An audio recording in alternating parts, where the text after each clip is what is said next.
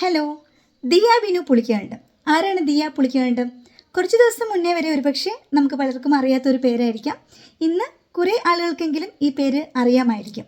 രാജ്യത്തെ ഏറ്റവും പ്രായം കുറഞ്ഞ നഗരസഭ അധ്യക്ഷയായിട്ട് തിരഞ്ഞെടുത്തിരിക്കുന്നു ദിയ പുളിക്കാണ്ട്. പാലാ നഗരസഭയുടെ അധ്യക്ഷയാണ്.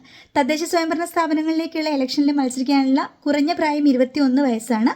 അപ്പോൾ രാജ്യത്തെ നഗരസഭകളിലെ ഏറ്റവും പ്രായം കുറഞ്ഞ അധ്യക്ഷയായിട്ട് പാലാ നഗരസഭയുടെ അധ്യക്ഷയായിട്ട് തിരഞ്ഞെടുത്തിരിക്കുകയാണ് ദിയ പുളിക്കാണ്ട്. തദ്ദേശ സ്വയംഭരണ സ്ഥാപനങ്ങളിലേക്കുള്ള ഇലക്ഷൻ കഴിഞ്ഞു. പഞ്ചായത്തുകളിൽ, ഗ്രാമപഞ്ചായത്തുകളിൽ അധ്യക്ഷ സ്ഥാനത്തിരിക്കുന്നത് പഞ്ചായത്ത് പ്രസിഡന്റ് ആണെങ്കിൽ നഗരസഭകളിൽ, കോർപ്പറേഷനുകളിൽ മേയറാണ് അല്ലേ. കേരളത്തിൽ എത്ര കോർപ്പറേഷനുകളുണ്ട്?